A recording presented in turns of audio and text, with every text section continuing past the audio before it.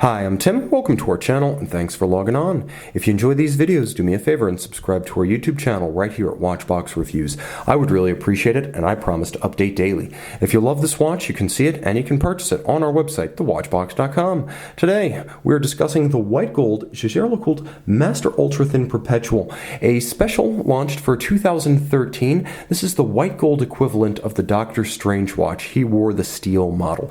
And I mention this because you guys ask. It's a great looking watch, 39 millimeters in diameter on my 16 centimeter circumference wrist. It wears quite easily. Lug to lug, it's nicely constrained. Measures only 46 millimeters lug to lug. I had to measure that twice because I didn't expect it to be that compact. And it's not ultra thin, but it's slim enough at 9.3 millimeters. Remember, a Rolex Daytona, which is a great universal reference, is about 12.3, 12.4 millimeters thick. This is a thin watch. It will fit underneath any cuff. You'll find the spacing between the lugs is a modern and broad 21 millimeters. So though not a large watch, it does have a planted and contemporary stance.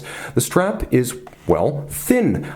Ultra thin, unbolstered with sheared sides, large rectangular scale alligator leather with a semi-gloss finish. You'll note a monotone stitch, calfskin on the underside. It is made in France. It is a Camille Fournet strap made for Jaeger-LeCoultre, the OEM supplier. White gold pin buckle, and I should mention, it is not conventional white gold. It is gray gold. JLC only uses gray gold, which is a homogeneous straight-through white alloy, 18-karat white gold that never needs to be rhodium plated. You can't scratch through to a different color. That's what makes gray gold different from conventional white gold. The case band is simple but strong. There's a mid case that is thin and elegant and bounded by the case back and the lip of the bezel. You'll note the bezel somewhat conical at its outer profile and then vertical where it abuts the crystal. The lugs nicely sculpted with a handsome curvaceous end run with a little bit of a flared bevel at their ends, and you will note that the crown is minimalist, domed, and marked Jaeger-LeCoultre with a shallow knurling. You can see the case back has been almost shrunk in a shrink wrap fashion around the stem tube. This is a thin watch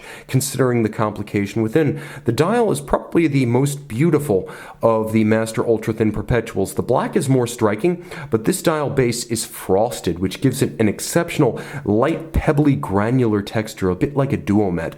You'll also note that the registers are sunken, and there are faceted apertures for the crescent-style moon phase, as well as the year, which is not just the year, not just the decade, not just the century, but also the millennium. The hands at center are Dauphine. They are split, half frosted, and blackened, as are the white gold dart-style faceted indices, those applied by hand with a dimple-style minutes and seconds track outboard. There's a small window at the center, as well as some cutaways in the hands, so you can see when the watch is in the no-set danger zone, the period during which you do not want to use the pusher adjuster to set the coordinated and programmed perpetual calendar. And I should mention, it is a coordinated and programmed perpetual calendar. All you need to do is adjust the date, and everything else, right down to the moon phase and the year, moves in sync. Just adjust the date, everything else is already synchronized. You can't create an imaginary combination of date, 8, month, year, and moon, so you never need to look up the moon phase online.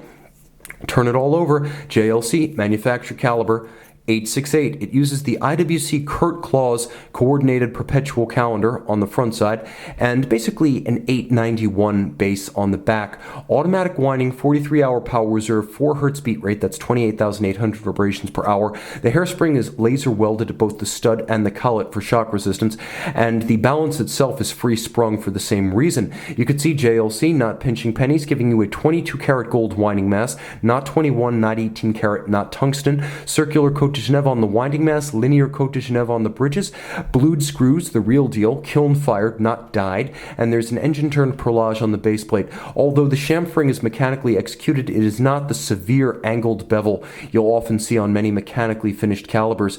And you can even see that there is an open barrel to help thin out the watch. That's a feature of ultra thin watchmaking. You will also appreciate the fact that this is a center second perpetual calendar that features hacking seconds. So you can actually stop the seconds and set this watch, which measures immense intervals, to intervals as short as 1 second against a reference time. 50 meters water resistant, solidly more than the 20 to 30 you expect of a dress watch.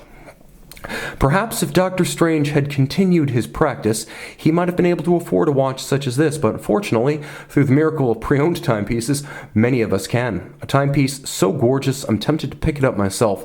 It's certainly one of the most striking of the modern JLC complications, and undoubtedly one of its most timeless works from 2010 to 2020. We're going to remember this one as a giant of the 2010s at Jaeger-LeCoultre, one of the Le Sentier greats, the Master Ultra Thin Perpetual. See it and make it yours on the Watchbox.